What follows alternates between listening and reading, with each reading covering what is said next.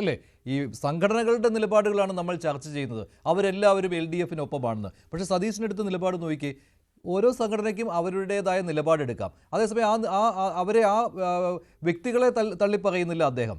പക്ഷേ ആത്മവിശ്വാസം ഞങ്ങൾക്കുണ്ട് എന്നാണ്. അതിനർത്ഥം എന്താണ്? സമുദായ അംഗങ്ങൾ ഞങ്ങൾക്ക് വോട്ട് ചെയ്യുമെന്നുള്ളതാണ്. പഴയ നിലപാട് എന്താണോ അത് NSS ആണ് പ്രധാനമായിട്ടും. കാരണം UDF കൂടുതൽ തുണയ്ക്കുന്നത് നായർ സമുദായ അംഗങ്ങളാണല്ലോ, അല്ലേ? സതീശൻ്റെ നിലപാട് വളരെ വ്യക്തമാണ്. അതൊരർത്ഥത്തിൽ പറഞ്ഞാൽ ഒരു തുറന്ന നിലപാടുമാണ്. ഒരു പ്രീണിപ്പിക്കലിൻ്റെ ഒരു വരി പോലും അതിനകത്തുണ്ടായിരുന്നില്ല. അതിനകത്തൊരു ദൃഢനിശ്ചയമുണ്ട് എന്നുള്ളതിന് തർക്കമൊന്നുമില്ല. പക്ഷെ അത് കോൺഗ്രസിൻ്റെ മുൻകാല ചരിത്രം വെച്ച് നോക്കുമ്പോൾ അവരുടെ പ്രവർത്തനമൊന്നും അങ്ങനെ ആയിരുന്നില്ല. അതുകൊണ്ടാണ് ഈ രാഷ്ട്രീയം ആവണമെന്നില്ല. അതെ, അതുകൊണ്ടാണ് ഇതിലൊന്നും വിശ്വാസ്യത വരാത്തത്.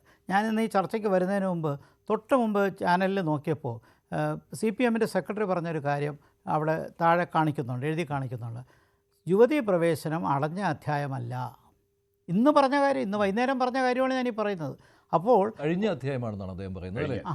കഴിഞ്ഞ അധ്യായം അല്ല എന്നാണ് പറഞ്ഞത്. അങ്ങനെ പറഞ്ഞു. ഞാനത് കണ്ടിട്ടാണ് ഉറപ്പിച്ച് പറയണം. അപ്പോൾ അങ്ങനെ പറയുന്നുണ്ടെങ്കിൽ നാളെ കോടതി വിധിച്ചാൽ അത് ഇൻസിസ്റ്റ് ചെയ്യുന്നുള്ള മീനിങ് തന്നെ അർത്ഥമുണ്ട്. അത് ന്യായമായിട്ട് ഒരു ഉത്തരവാദിത്തപ്പെട്ട ഗവൺമെന്റ് രണ്ട് വള്ളത്തിൽ തന്നെയാണ് ഇപ്പോഴും. ഒരു ആൾക്ക് ഇപ്പോൾ NSSന് കൊടുത്തിരിക്കുന്ന ഉറപ്പ് യുവതീ പ്രവേശനം നടത്തില്ല എന്നാണ്. പക്ഷേ അങ്ങനെ ഒരു ഉറപ്പ് KPMSന് കൊടുക്കാൻ സർക്കാരിന് പറ്റുമോ? ഇല്ല. KPMSനോട് നവോത്ഥാന സംരക്ഷണമാണ് പ്രധാനമെന്നേ പറയൂ. ഇപ്പോഴും ഉറപ്പ് കൊടുത്തു എന്ന് എവിടെ സ്റ്റേറ്റ്മെന്റ് വന്നിട്ടില്ല. അതുകൊണ്ട് ആ ഉറപ്പിനെ അങ്ങനെ വിശ്വസിക്കില്ല. ഉറപ്പ് കൊടുത്തു എന്ന് സർക്കാർ പറയുന്നില്ല. ദേവസ്വം മന്ത്രിയോട് ചോദിച്ചപ്പോഴും അദ്ദേഹം പറയുന്നില്ല. NSS പറയുന്നുണ്ട് ഞങ്ങൾക്ക് ഉറപ്പ് കിട്ടിയെന്ന്. ഉറപ്പ് എന്താണെന്നും പറയുന്നുണ്ട്. യുവതീ പ്രവേശനം ഇല്ല എന്നുള്ളത് തന്നെയാണ്. പക്ഷേ സർക്കാർ അത് ഉറപ്പുണ്ടോ? യുവതീ പ്രവേശനത്തിനൊപ്പമാണോ അതോ മറിച്ചാണോ? പഴയ നിലപാടാണോ? അല്ല, നിലപാടിൽ മാറ്റം വരുത്തിയിട്ടുണ്ടോ? ഇതിനെക്കുറിച്ച് ഒന്നും മിണ്ടുന്നില്ല. ഇല്ല, ഇതൊരു അനുമാനം മാത്രമാണ്. കോടതി ഇനി ഭരണഘടനാ ബെഞ്ചിലൊരു തീരുമാനം വരുന്നവരെ ഗവൺമെൻറ്റിന് ഒരു കമ്മിറ്റ്മെൻറ്റ് എടുക്കാൻ പറ്റില്ല. അനുകൂലമായിട്ട് ഞങ്ങൾ യുവതികളെ കയറ്റില്ല എന്ന് പറയാൻ പറ്റില്ല. മുൻ പ്രവൃത്തി അതല്ല, ഗവൺമെൻറ്റിൻ്റെ നിലപാട് അതല്ല. കയറ്റുമെന്ന് പറഞ്ഞാൽ ഇപ്പോൾ NSS അപ്പോഴേ മാറി നിൽക്കും. അപ്പോൾ ഇതാണ് അതിൻ്റെ അകത്തുള്ള പ്രശ്നം പറയുന്നത്. അപ്പോൾ ചുരുക്കത്തിൽ ഈ NSSനെ അടുപ്പിച്ച് കൊണ്ടുവരാൻ വന്നതിൻ്റെ സാഹചര്യം നമ്മളൊന്ന് നോക്കിയാൽ എനിക്ക് തോന്നുന്നത്, ഒന്ന് തീർച്ചയായിട്ടും വ്യക്തിപരമായിരിക്കും. അതിനെക്കുറിച്ച് പല അനുമാനങ്ങളുണ്ടെന്ന് ഞാൻ അതിൻ്റെ വിശദീകരണം അതെ വ്യക്തിപരമായിരിക്കും. മറ്റൊന്ന്, ഒരുപക്ഷെ ഇടതുപക്ഷ ഗവൺമെൻറ്റിന് അനുകൂലമായൊരു രാഷ്ട്രീയ സാഹചര്യം ഉണ്ടാകും എന്നുള്ള പ്രതീക്ഷയിലും കൂടെ ആകാം. അപ്പോൾ ഇതൊരു ഇടതുമുന്നണിയെ സംബന്ധിച്ചിടത്തോളം NSSൻ്റെ ലീഡർഷിപ്പ് ഇങ്ങനൊരു സ്റ്റേറ്റ്മെൻറ്റ് കിട്ടിയത് ഒരു സൈക്കോളജിക്കൽ അഡ്വാൻറ്റേജ് LDF ഉണ്ടായിട്ടുണ്ട്. അതിന് യാതൊരു തർക്കവുമില്ല. ആ ഒരു ഫാക്ടർ LDF നന്നായി ഉപയോഗിക്കും. പക്ഷേ അതിൻ്റെ തിരിച്ചടികൾ കൂടി മനസ്സിലാക്കണം. കാരണം താങ്കൾ ചൂണ്ടിക്കാണിച്ച പോലെ KPMS എടുക്കുന്ന നിലപാട് വേറൊന്നാണ്. SNDP NSS യോജിച്ചിട്ടുമുണ്ട്, പിണങ്ങിയിട്ടുമുണ്ട്. അത് പഴയകാലത്ത് ഡെമോക്രാറ്റിക് കോൺഗ്രസ് ഉണ്ടാക്കി ഹിന്ദു മുന്നണി, പഴയകാലത്തെ ഹിന്ദു മുന്നണി 50കളിലെ ഒരു ഹിന്ദു ഫ്രണ്ട് ഉണ്ടാക്കിയ ആ കാലം തൊട്ട് അകലുകയും അടുക്കുകയും ചെയ്തിട്ടുണ്ട്. അതുകൊണ്ട് ഇത് ശാശ്വതമായൊരു വെള്ളാപ്പള്ളി നടേശൻ ഇപ്പോൾ കുറച്ചു കാലമായിട്ട് സർക്കാരിന് വേണ്ടി ബാറ്റ് ചെയ്യുന്ന പോലെ പക്ഷേ അതിൽ മറ്റൊരു കാര്യമുണ്ട്, പരസ്പരം പുകഴ്ത്തലുമുണ്ട്. ഇപ്പോൾ മുസ്ലിം വിരുദ്ധ പരാമർശം വെള്ളാപ്പള്ളി നടേശൻ നടത്തിയിട്ട് പോലും തള്ളി പറഞ്ഞിട്ടില്ല CPM, അല്ലെ? ആ സെക്രട്ടേറിയറ്റ് പ്രസ്താവനയിൽ വെള്ളാപ്പള്ളി എന്നുള്ള പേര് പോലും പറഞ്ഞിട്ടില്ല. അല്ല, വാസ്തവത്തിൽ അത് വളരെ ആപൽക്കരമായ ഒരു പ്രസ്താവനയാണ് അദ്ദേഹത്തിൻ്റെ ഭാഗത്തു നിന്ന് വന്നത്. അങ്ങനെ പറയാൻ പാടില്ല ഒരു സമുദായത്തെ ആക്ഷേപിച്ച്. അപ്പോൾ ആ നിലയ്ക്ക് അങ്ങനെ പറയുന്നതിൻ്റെ ഉദ്ദേശം ഒരു പ്രത്യേക ഒരു വോട്ട് ബാങ്ക് കൾട്ടിവേറ്റ് ചെയ്യാനായിട്ട് താല്പര്യപ്പെടുന്നു എന്നുള്ളതല്ലേ? അതേപോലെ പമ്പയിൽ ഇവർ രണ്ടുപേരും ഒരു കാറിൽ വന്ന് ഇറങ്ങുന്നു എന്ന് പറയുമ്പോൾ അത് നൽകുന്നൊരു സന്ദേശമുണ്ട്. അപ്പോൾ സംശയമില്ല, ഈഴവ സമുദായത്തിൻ്റെ ബഹുഭൂരിപക്ഷ വോട്ടും ഇടതുമുന്നണിക്കാണ്. അത് വെള്ളാപ്പള്ളി നടേശൻ പറയുന്നുണ്ടല്ല, ചരിത്രപരമായിട്ടുള്ള സത്യമാണ്. അതിപ്പോഴും ഒരു സ്ട്രോങ് ബെൽറ്റാണ് ഈഴവ കമ്മ്യൂണിറ്റി. പക്ഷേ അവിടെ ഒരു വോട്ട് ചോർച്ച വളരെ സത്യമാണ്. പാർലമെന്റ് തെരഞ്ഞെടുപ്പിലുണ്ടായ വോട്ട് ചോർച്ച അത് ആലപ്പുഴയിൽ, അതെ ആലപ്പുഴ ആറ്റിങ്ങല്ലോ, തിരുവനന്തപുരത്ത്, പാലക്കാട് എല്ലായിടും ഉണ്ടായിട്ടുണ്ട്. BJPക്ക് 20% വോട്ട് കിട്ടിയിട്ടുണ്ടെങ്കിൽ OBC വിഭാഗത്തിൽ നിന്നും ഈഴവ സമുദായത്തിൻ്റെ ഒരു വിഭാഗം ലെഫ്റ്റിന് വോട്ട് ചെയ്യാതെ BJPക്ക് വോട്ട് ചെയ്തുകൊണ്ടാണ്. അത് തടയാനുള്ള ശ്രമമാണ് ഒരു വശത്ത് നടത്തുന്നത്. മറുവശത്ത് കോൺഗ്രസിനെ പ്രതിരോധത്തിലാക്കുക. ഈ സ്ട്രാറ്റജി ഇടതുമുന്നണി വാസ്തവത്തിൽ താൽക്കാലികമായി വിജയിച്ചിരിക്കുകയാണ്. ശരി, അതിനകത്ത് UDF എന്ത് ചെയ്യും? കോൺഗ്രസ് ഏത് രീതിയിൽ ഇതിനെ ടാക്കിൾ ചെയ്യും?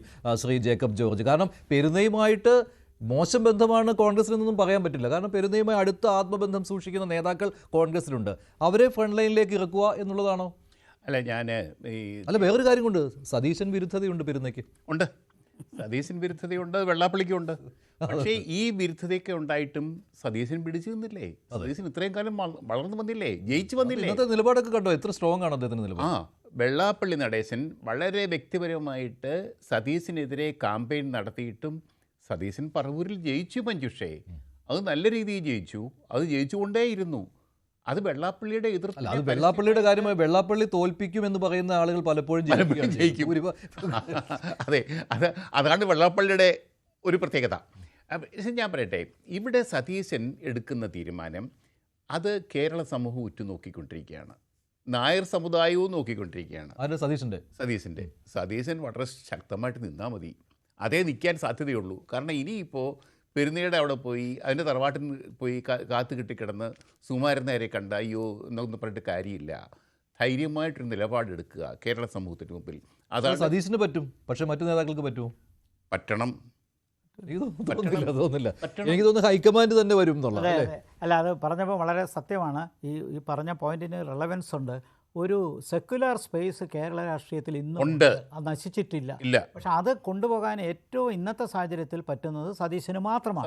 പക്ഷെ നമ്മളിവിടെ ചൂണ്ടിക്കാണിച്ച പോലെ മറ്റ് നേതാക്കന്മാർക്ക് അത്രയും ഒരു സ്ഥിരതയില്ല. അതുകൊണ്ടാണ് ഈ പ്രശ്നം. പ്രത്യേകിച്ച് NSSനെയും പള്ളിയിലച്ചന്മാരെയും ബിഷപ്പ് ഒരേ സമയം കൾട്ടിവേറ്റ് ചെയ്യുന്ന ഒരു കൾച്ചർ ഉള്ളതുകൊണ്ട് അത്. പക്ഷെ സതീശനുണ്ട്, അതുകൊണ്ട് തന്നെ പൊതുസമൂഹത്തിൻ്റെ ഒരു പക്ഷേ സതീശനുണ്ട്. പക്ഷേ ഒരു കാര്യമുണ്ട്, ഉമ്മൻചാണ്ടിക്ക് സുകുമാരനാരുമായിട്ട് നല്ല അടുപ്പമായിരുന്നല്ലോ. കോൺഗ്രസ് നേതാക്കൾ KM മാണി സാർ എന്ന് പറഞ്ഞാൽ വളരെ അക്സെപ്റ്റബിൾ ആയിരുന്നു പെരുന്നയിൽ, യാതൊരു സംശയവുമില്ല. സുകുമാരനാർക്ക് സ്വീകാര്യനായിരുന്നു. കേരള കോൺഗ്രസിനെയൊക്കെ നേരിട്ട് സഹായിച്ചിട്ടുമുണ്ട്. സുകുമാരനാർ അങ്ങനത്തെ ഒരാളാണെന്നാണ് എൻ്റെ അഭിപ്രായം. 2006 ഒരു തെരഞ്ഞെടുപ്പ് സമീപകാലത്ത് ഈ നൂറ്റാണ്ടിലെ ഒഴിച്ചു നിർത്തിയാൽ ബാക്കി എല്ലാ കാലവും ഔദ്യോഗികമായിട്ട് NSS കോൺഗ്രസിൻ്റെ കൂടെ. പിന്നെ സുകുമാരനായർ കോൺഗ്രസ്സുകാരനായിരുന്നു ആണല്ലോ അല്ലേ? ഞാനേ ഷാവു പ്രസാദ് പറഞ്ഞ കാര്യം, ബഹുമാനപ്പെട്ട ഷാവു പ്രസാദ്, അങ്ങ് NSSനെ അങ്ങനെ അടച്ചുക്ഷേപിക്കാവോ? നമ്മുടെ നായന്മാരുടെ സംഘടനയല്ലേ. ഞാൻ പറയട്ടെ, അദ്ദേഹത്തെ നിങ്ങൾ എന്തുകൊണ്ട് അധിക്ഷേപിക്കുന്നു, NSSനെ നിങ്ങൾ എന്തുകൊണ്ട് അധിക്ഷേപിക്കുന്നു? അങ്ങയുടെ വർത്തമാനം ഇത്തിരി കൂടിപ്പോയെന്നാണ് എൻ്റെ അഭിപ്രായം. അങ്ങ് പറയട്ടെ, AB വാജ്പേയി പ്രധാനമന്ത്രിയായിരുന്നപ്പോൾ കോട്ടയത്ത് കുമരകത്ത് വന്നില്ലേ? 10 ദിവസത്തോളം അദ്ദേഹം അവധിയിൽ താമസിച്ചില്ലേ? അന്ന് NSS ജനറൽ സെക്രട്ടറി ആയിരുന്ന അഡ്വക്കേറ്റ് നാരായണ പണിക്കരെ കാണാൻ വാജ്പേയി അന്നത്തെ പ്രധാനമന്ത്രി ഒപ്പട്ടെ അദ്ദേഹത്തിൻ്റെ ദൂതന്മാരെ അയച്ചില്ലേ? അദ്ദേഹം വഴങ്ങിയില്ലല്ലോ. NSS ജനറൽ സെക്രട്ടറി ആയിരുന്ന PK നാരായണ പണിക്കർ ഇന്ത്യൻ പ്രധാനമന്ത്രി കോട്ടയത്ത് വന്ന് കുമരകത്ത് താമസിച്ചിട്ട് ദിവസങ്ങളോളം താമസിച്ചിട്ട് കാണാൻ കൂട്ടാക്കിയില്ല എന്നത്തെ NSS ജനറൽ സെക്രട്ടറി. NSSൻ്റെ പാരമ്പര്യം അതാണ്, അതും കൂടി ഓർക്കണം. ഷാബു പറഞ്ഞതിൽ മറ്റൊരു കാര്യം കൂടിയുണ്ട് ഇതിനകത്ത്. കാരണം ഈ NSS അംഗങ്ങളിൽ BJPക്ക് വോട്ട് ചെയ്യുന്നവർ സുകുമാരൻ നായർ വിരുദ്ധരാണ്. അത് തന്നെയാണല്ലോ ഷാബു മറുപടി. കാരണം സുകുമാരൻ നായർ ഒരു BJP വിരുദ്ധനാണ്. അതെ, ശരി ഷാബു. ശ്രീ ജേക്കബ് ജോർജ് പറഞ്ഞതിനോട് ഒരു കാര്യമാണ്, ഈ നമ്മൾ നായന്മാരുടെ സംഘടനയല്ലേ, എന്റെ അല്ല കേട്ടല്ലോ. എന്റെ വീട്ടിൽ നായന്മാരുണ്ട് കേട്ടോ, എന്റെ കുടുംബത്തിൽ നായന്മാരുണ്ട്, അതുകൊണ്ടാണ് ഞാൻ പറഞ്ഞേ. അല്ല ആയിക്കോട്ടെ, എന്തായാലും ഈ നാട്ടിലെ മുഴുവനും നായന്മാരുടെയും ഹിന്ദുക്കളുടെയും ഒന്നും അട്ടിപ്പേറാവകാശമൊന്നും NSSനും സുകുമാരൻ നായർക്കും ഇല്ല. അതുകൊണ്ട് അത് പറഞ്ഞതിനോട് എനിക്ക് വളരെ ശക്തമായ എതിർപ്പുണ്ട്. ആ നമ്മൾ എന്നുള്ള കൂട്ടത്തിൽ ഞാനില്ല കേട്ടോ. അത് പിന്നെ എനിക്ക് എൻ്റെ നാട് മുതൽ എൻ്റെ നാട് പത്തനംതിട്ട ജില്ലയിലെ കോയിപ്പുറം പഞ്ചായത്ത് പുല്ലാട്ട്, ഞങ്ങൾ ക്രിസ്ത്യാനികളും നായന്മാരും വളരെ സൗഹാർദ്ദത്തിലാണ് കഴിഞ്ഞു വന്നിട്ടുള്ളത്. പെരുന്നയോട് കുറച്ചുകൂടി അടുത്താണ്, പെരുന്നേക്കാൾ പെരുന്നയോട് കൂടുതൽ അടുത്താണ്. അതെ അതെ, ഞാനും നാരായണപ്പണിക്കര് സാറേ ഒരു കാലഘട്ടത്തിൽ ആൾക്കാർക്കും സമൂഹങ്ങൾക്കും തമ്മിൽ നല്ല ബന്ധവും സൗഹൃദവും ഒക്കെ ഉണ്ട്. അത് തിരുവല്ല പുല്ലാട്ട് മാത്രമല്ല സാറേ, അതിന് പുറത്തും ഒരു ലോകമുണ്ട്. അവിടെ പ്രത്യേകിച്ച് ഞങ്ങളുടെ നാട്ടിൽ പ്രത്യേകിച്ച് നായർ ക്രിസ്ത്യൻ ഐക്യം എന്ന് പറഞ്ഞാൽ ഭയങ്കര ഐക്യം തന്നെയാ, പണ്ട് മുതലുള്ള ഐക്യമാണ്. അതുകൊണ്ടാണ് ഞാൻ നമ്മുടെ നായന്മാരെന്ന് പറഞ്ഞത്. അല്ല ഷാഹു പ്രസാദ്, മറ്റൊരു കാര്യമുണ്ട്. ഞാൻ ചോദിച്ച കാര്യമുണ്ടല്ലോ, അല്ലല്ലോ ഈ NSSൽ നിന്ന് NSS അംഗങ്ങളിൽ നിന്ന്